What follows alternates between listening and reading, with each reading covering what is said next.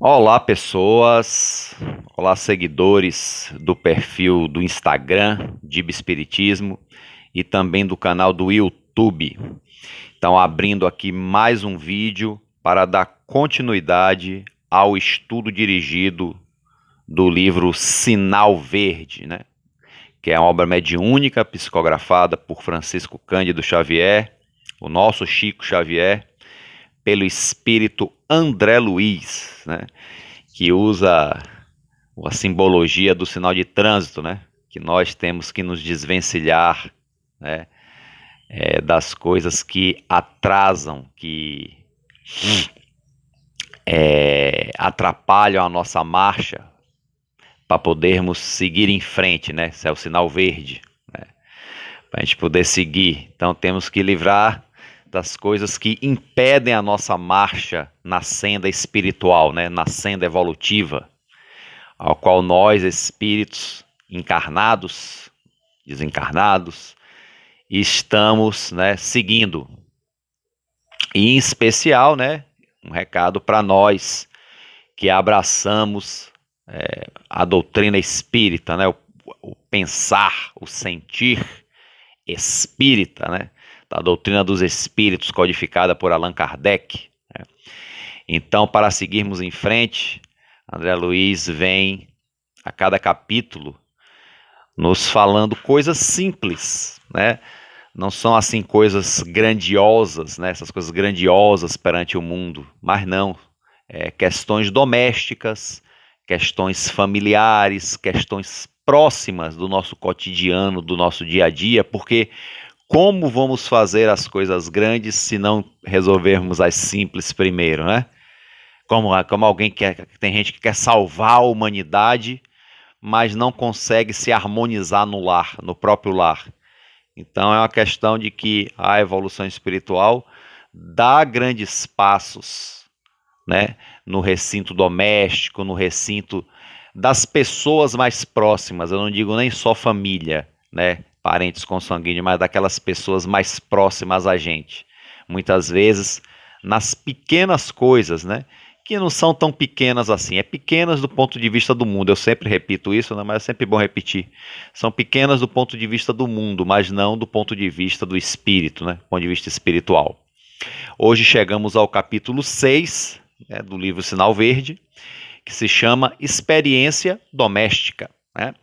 Experiência doméstica que a gente vive para todos aqueles que têm a bênção de ter um lar, né, ter uma casa para morar, né? É interessante notar que há um conceito diferente entre casa e lar, né? A casa é a construção de pedra, né? É isso aqui. E o lar não, o lar é o que se coloca dentro dela, né? São as pessoas dentro, nas suas relações, que constroem o lar. Então, na experiência doméstica, André Luiz começa o texto assim: ordem, trabalho, caridade, benevolência, compreensão começam dentro de casa. Tá vendo? Interessante, já corroborando. Peraí, deixa eu ajeitar aqui. Beleza. Né? Já corroborando o que eu disse logo no início, né? Ordem, trabalho, caridade, benevolência, compreensão começam dentro de casa. Claro, né? É onde começa tudo, né? Para todos que têm a bênção de ter um lar. A parentela é um campo de aproximação, jamais cativeiro. Tem gente que se acha, inclusive, preso aos parentes, à família, que quer mais é se livrar, né? Tamanhos são os conflitos. Realmente há conflitos bastante severos, né? Alguns chegando a dar até em morte, né? Então, muitas vezes, o familiar, até mesmo o mais próximo, um pai, uma mãe, um irmão, né, são motivos de grandes conflitos, né, demonstrando a questão realmente reencarnatória, né, que são seres, são realmente espíritos reencarnantes, né, que se reencontram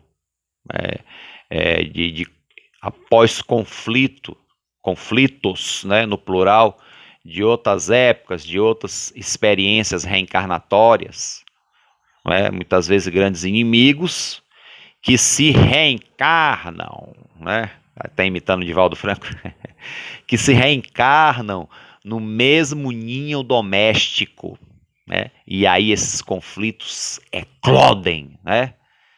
E aí realmente é uma coisa complicada. Mas o objetivo é que eles se degladiem de novo? Não. O objetivo é a harmonização, é a reaproximação, é o perdão, que é uma coisa bem difícil, né? Por isso Jesus, né, sempre fala lá na moral estranha, né? Que estará pai contra mãe, filho contra pai, essa coisa toda. Por quê? Por causa do reencontro, né, da questão reencarnatória, o reencontro na mesma família de inimigos do passado para exercitarem o amor, né? Esse amor ensinado por Jesus, né? O perdão, né? Buscar essa harmonização. E muitas vezes isso não é possível, porque os conflitos, as inimizades são tão grandes, né? Que de imediato não se consegue superar, né? Se requer mais o concurso do tempo, né? Para esses espíritos se harmonizarem, se pacificarem, né? Requer mais o concurso do tempo. Mas aí entram as reencarnações, entram outros momentos, né? Então, assim, aprendamos, continuando com André Luiz aqui no texto, aprendamos a ouvir sem interromper, questão de educação, né, gente? Se a pessoa está falando, a gente interrompe, acho que interromper só numa questão mesmo de urgência, né? Mas fora isso, vamos ter educação, saber ouvir, porque nós também, quando estamos falando, não gostamos de ser interrompidos, né? Aprendamos a ouvir sem interromper os que falam à mesa doméstica ou em qualquer lugar, a fim de que possamos escutar com segurança as aulas da vida, porque todos os que estão à nossa volta têm sempre algo a nos ensinar. De alguma forma, né? Nem que seja a ter paciência. O lar é um ponto de repouso e refazimento, ou pelo menos deveria ser. O lar é um ponto de repouso e refazimento. Nunca mostruário de imóveis e filigranas. Filigrana deve ser bugiganga, né? Eu esqueci de pesquisar isso no Google.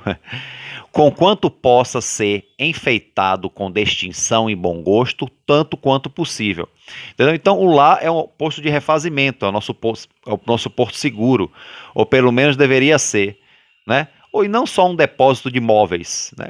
E aí André Luiz ainda fala que o lar pode ser enfeitado com bom gosto e distinção, não está fazendo apologia a não se importar com a arrumação da casa, não, né?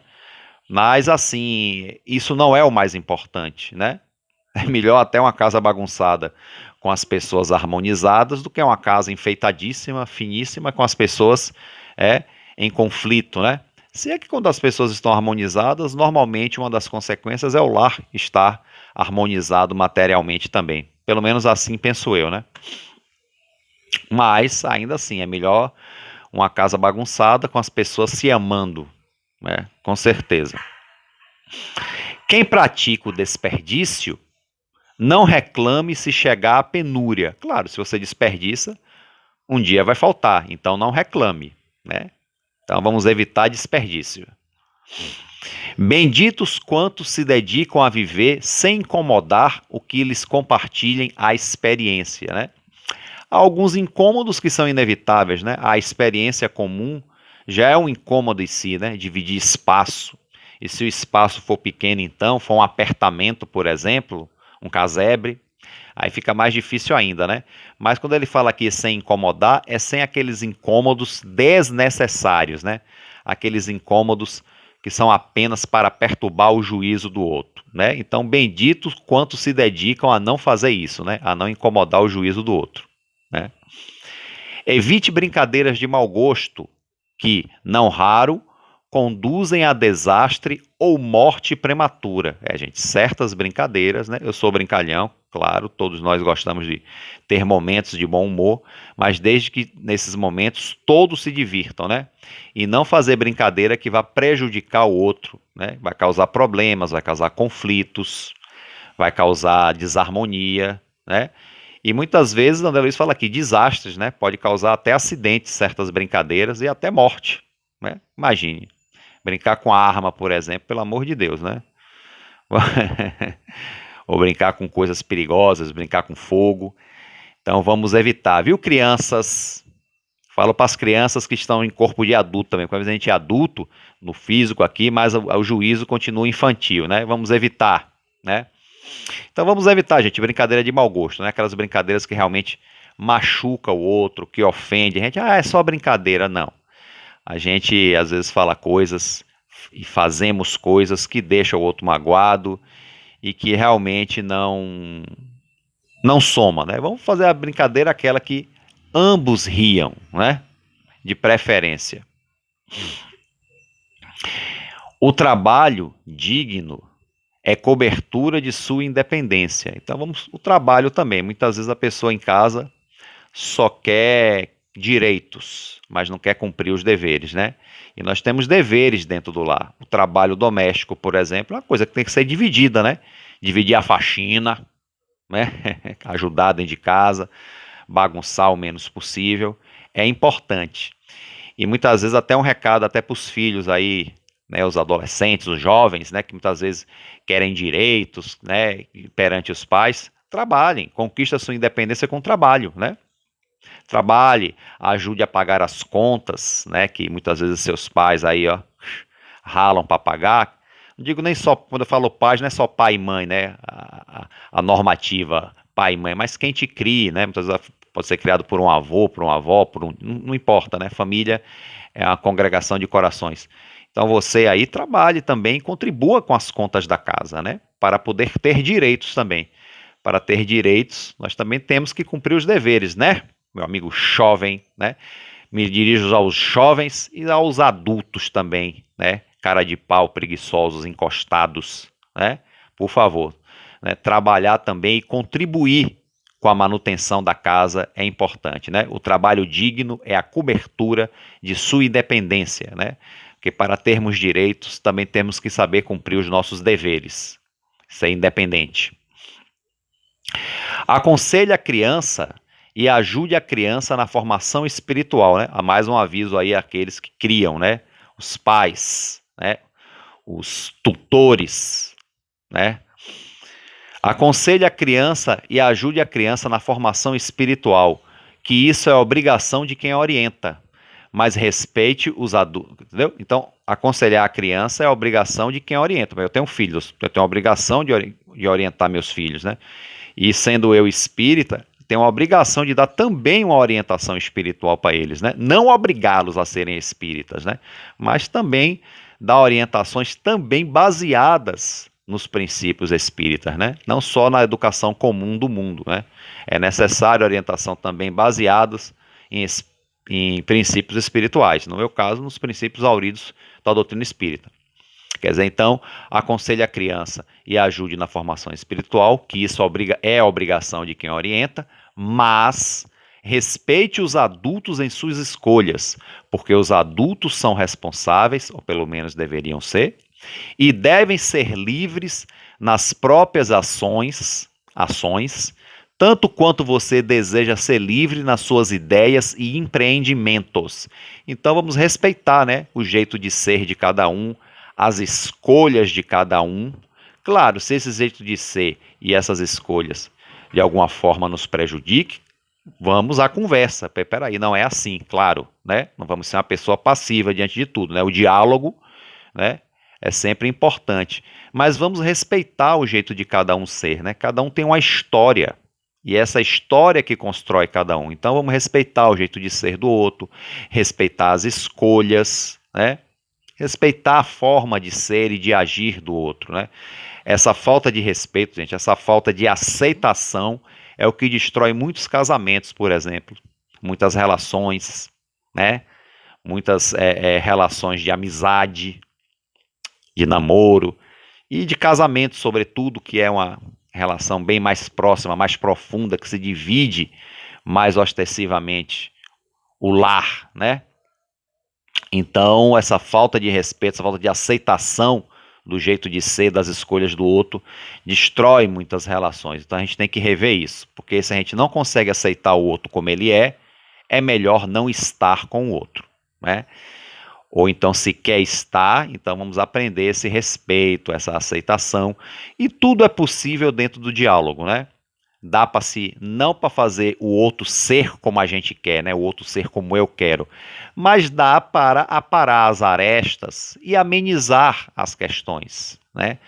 Dá para seguir em frente, né? Amenizando, procurando respeitar espaços, né? Cada um respeitar o limite do outro. Com um bom diálogo, isso se resolve. Porque senão a relação não se sustenta se não houver esse respeito, essa aceitação mútua, né? Não é uma aceitação de olhos fechados, é uma aceitação ativa, né? É a aceitação de, olha, temos limites, vamos respeitar os limites de cada um, né? Mas respeitar o jeito de ser do outro, né? Se você não sabe tolerar, entender, abençoar ou ser útil a 8 ou 10 pessoas no ninho doméstico, de que modo cumprir seus ideais e compromissos de elevação nas áreas da humanidade? Oh, ele fala aqui 8 a 10 pessoas, as famílias, pelo menos as famílias das cidades, né, grandes, né, das capitais, não chegam mais a isso, né? 8, 10 pessoas. Eu realmente não lembro. 8, 10 pessoas foi a família de minha mãe, né? Minha avó teve 10, né? Pessoas assim mais de outros tempos, mais da cidade do interior, que tem tantos filhos assim, né? Eu não conheço, acho que a família maior que eu conheço tem 4 filhos, né? É mais assim. Mas, enfim, né? Se a gente tanto faz o número da família que seja, né? Se você não sabe tolerar, entender, abençoar essas pessoas do seu ninho doméstico, como vai cumprir o seu compromisso de elevação perante a humanidade, né? Quer fazer um bem à humanidade, quer ser do Greenpeace, quer ir para a ONU, sei lá o que quer coisas grandiosas, mas não sabe, né, exercer a tolerância, né, todas as virtudes dentro da família e quer ser tudo isso no mundo. É claro, gente, que muitas vezes a interação, eu já falei isso em outro vídeo, a interação fora do lar é mais fácil que na família, porque de repente fora do lar você não tem conflito com as pessoas. Né? Como eu disse, é a gente que na sociedade são pessoas super pacíficas, pessoas que se dão bem com todo mundo, mas dentro de casa vive em guerra, né? Porque realmente é mais difícil, né? Os conflitos espirituais é mais no ninho doméstico, é verdade. Então muitas vezes a pessoa é muito boa na sociedade, mas não consegue ser em família. Mas tem que rever isso, gente, né? Somente para nós que abraçamos as luzes espíritas, temos que rever isso de alguma forma, né? Não posso dar uma receita de bolo de como cada um deve levar a sua vida, né? Nem eu, nem palestrante espírita nenhum, não. Mas cada um tem que rever. Então meditem, estudem o espiritismo, leiam os bons livros e vejam a melhor maneira de harmonizar com a família, né? Porque é uma necessidade, né? É uma necessidade do espírito. Né? Muitas vezes a gente quer mais cascar fora. E muitas vezes a solução melhor é até sair de casa. Né? Muitas vezes, para evitar males maiores, é melhor até que saiamos de casa, que nós nos afastemos do ninho familiar. Mas sabendo que esse afastamento é temporário, porque os nossos compromissos clamam posteriormente e a gente de alguma forma vai voltar ao convívio dessas pessoas, né? Em outras situações, porque é necessário que passamos por essa tarefa, né? Mas muitas vezes é melhor até evitar uma coisa pior, né? Mas o melhor mesmo é isso aqui, é esse exercício do tolerar, entender, abençoar e ser útil a todos dentro do nosso ninho doméstico, dentro das condições de cada um, claro, né? Por fim, o último parágrafo. Muitos crimes e muitos suicídios são levados a efeito a pretexto de se homenagear carinho e dedicação no mundo familiar. Né? Então, às vezes as pessoas cometem crimes, né? E até em nome da família. Né? Então, coisa assim é que eu não quero nem comentar muito. Né? Só essa. E o suicídio, né? Tem gente aí que para não ter. Não passar problemas na família, eu já vi mais de uma notícia, uma pessoa, um pai, né, de família, matou a família toda, depois se matou, porque estava desempregado, estava sem dinheiro, e não queria que a família passasse dificuldade. Nossa Senhora, né, que decisão, né, tenebrosa essa. Então acho que não há muito o que comentar esse último parágrafo, né?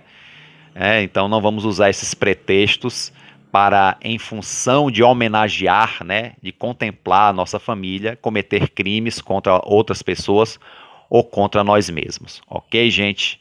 E assim terminamos mais este capítulo, né? Esse vídeo está indo ao ar no dia 16 de dezembro, né?